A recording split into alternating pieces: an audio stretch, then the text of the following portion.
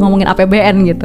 Kayak udah tertera jelas di website officialnya Kemenq juga adalah seperti ini. APBN adalah hashtag uang kita. Uang rakyat Indonesia yang digunakan sebesar-besarnya untuk kesejahteraan masyarakat Indonesia ya Bu. Nah, bagaimana nih Bu Ani melaksanakan amanah besar ini sebagai pengelola dan pengawal APBN? Kalau Menteri Keuangan kan, kalau nama kita yang populer bendahara gitu ya. Ini bendahara negara. Bendahara negara ya Bu. Jadi ngurusnya keuangan negara. Nah, keuangan negara juga diatur oleh undang-undang dalam hal ini. Cakupannya luas banget gitu, karena segala sesuatu yang bisa di-measure dalam uang itu masuk dalam domainnya keuangan negara. Makanya ada kekayaan negara, ada kekayaan negara yang langsung, ada yang dipisahkan gitu. Nah, waktu saya jadi Menteri Keuangan, terutama pada zamannya Pak Jokowi ini, kan beliau itu sangat aktif. Dulu kan suka belusukan langsung ke rakyat, connect, communicate langsung. Itu leadership style-nya Pak Jokowi ya. Dan saya lihat juga menggunakan sosial media. Kebetulan waktu saya ada di Bank Dunia, sebelum dipanggil sama beliau, saya juga sudah mulai menggunakan sosial media waktu itu untuk komunikasi mengenai apa-apa hal pembangunan yang dilakukan oleh Bank Dunia di seluruh dunia gitu kalau saya pergi gitu. Nah, jadi waktu saya kembali, terus saya lihat, tantangan keuangan negara ini makin kritikal ya, karena masyarakat tentu mesti paham kenapa saya sebagai warga negara, kalau saya punya pendapatan saya harus bayar pajak. Hubungan antara negara dengan rakyat itu masih banyak yang kalau bisa dikatakan pendidikan kewargaan negara di Indonesia itu perlu untuk makin direvitalisasi untuk masyarakat tuh apa sih artinya menjadi bagian Republik Indonesia gitu. Kalau saya kan dari kecil pendidikan dari orang tua saya tadi, ingatlah nasihat Mbah Kakung dan Putri itu kan pada kita anak dan cucu. Salah satu adalah pertama bakti orang tua nusa bangsa. Jadi buat saya dari kecil itu saya sudah dididik bahwa saya itu sebagai bagian dari bangsa Indonesia, saya berbakti tidak hanya kepada orang tua tapi kepada bangsa, nusa dan bangsa.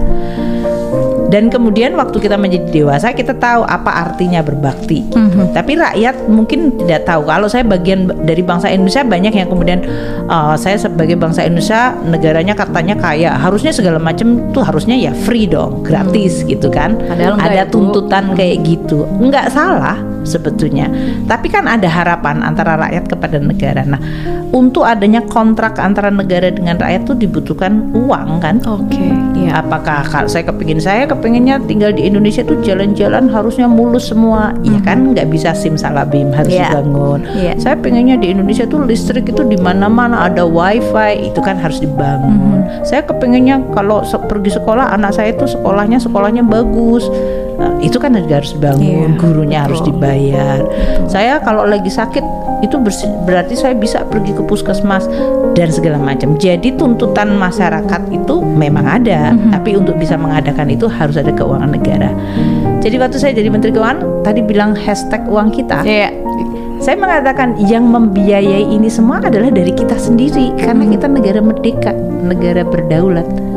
Makanya waktu itu di dalam komunikasi sosial media, saya minta sama jajaran Kemenko, ayo kita berkomunikasi dengan masyarakat. Dia tahu bahwa semua uang pajak yang mereka bayar itu kembali ke mereka. Negara ini kalau mau menjadi besar ya kita sendiri yang harus membangun bersama, dan bangunnya itu. Terus orang bilang, Bu, masa rakyat kecil suruh bayar pajak? Rakyat kecil kalau dia nggak punya pendapatan dia nggak bayar pajak, negara malah bantuin dia. Asuransi kesehatannya dibayarin PBI, kemudian dia mungkin kalau dia miskin masuk dalam PKH, mendapatkan sembako. Jadi hal-hal seperti itu untuk mengatakan bahwa tidak berarti kemudian kalau bayar pajak semua orang regardless kaya miskin semuanya dibayar pajak. Itu kayak gotong royong. Kalau yang tidak mampu ya nggak bayar pajak, yang mampu yang bayarnya sesuai dengan rate kemampuannya. Makin kaya dia 35 miliar pendapatannya, dia bisa masuk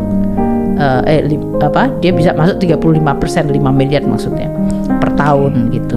Jadi itu aspek gotong royong yang dibangun dan akuntabel. Kemudian rakyat bilang, oh ya kalau saya bayar pajak aku dapat apa? Ayo kita jelasin, ini sekian untuk bayar, untuk bangun sekolah, ini untuk infrastruktur, untuk kesehatan, untuk bantu orang miskin, kan kayak gitu. Iya, benar-benar. Jadi rakyat tahu, oh iya ya, itu perlu pendidikan banyak sekali. Dan baru-baru ini juga Kemenq baru merilis kinerja APBN semester 1 ya Bu, tahun 2022 yang tercatat surplus ya Bu, alhamdulillah. Begitupun dengan keseimbangan primer yang juga surplus Bu. Ini pencapaian yang luar biasa sih sebenarnya Bu ya. Boleh diceritain nggak dikit Bu tentang hal ini? Ya, APBN itu kan dibangunnya per tahun. 2 tahun terakhir sesudah mulai terjadinya pandemi tahun 2020, kan kita semua masih inget ya, 2020 pandemi bulan Maret. Betul. Kabinet yang biasanya kita rapat, kita nggak rapat secara fisik, kita tiba-tiba pindah ke Zoom. Rakyat nggak bergerak waktu itu, bahkan PSBB tingkat 4 gitu. Dalam kondisi pandemi kan semua kegiatan relatif terhenti, jadi kegiatan ekonomi juga terhenti, maka kondisi ekonomi drop. Makanya APBN kita pendapatan dari pajaknya turun, tapi belanjanya banyak banget untuk orang-orang yang kena sakit COVID, itu ditanggung pemerintah semua, tenaga kesehatan, rumah sakit dibangun. Kemudian kita menambah bansos gitu ya, karena rakyat yang biasanya bisa jualan warung Tegal nggak bisa jualan karena memang nggak ada orang yang boleh keluar kan waktu itu. Jadi kita memperbanyak bansos, kita juga bantuin usaha kecil. Bapak Presiden bantu para pedagang kaki lima, karena mau pedagang kaki lima nggak ada yang keluar rumah. Jadi waktu itu APBN dalam kondisi sangat berat, sehingga defisitnya nambah, penerimaan kita pas turun, belanjanya lagi banyak banget. Makanya tahun 2020, 2021 dan 2022 ini kita defisitnya bisa di atas 3% dari PDB kita, dari size ekonomi. Nah, sekarang dengan 2021 terjadi pemulihan ekonomi, 2022 juga pemulihan ekonomi jalan cepat. Kita mungkin bisa berharap 5% pada semester 1. Pendapatan pajak kita nambah lagi pas harga komoditas lagi naik gitu. Jadi memang pendapatan kita banyak sekali, belanjanya tetap kita jaga disiplin, sehingga sampai dengan bulan Juni ini kita masih surplus 78 triliun. Dan primary balance itu artinya dari pendapatan operasional dengan belanja operasional kita masih positif di atas 2.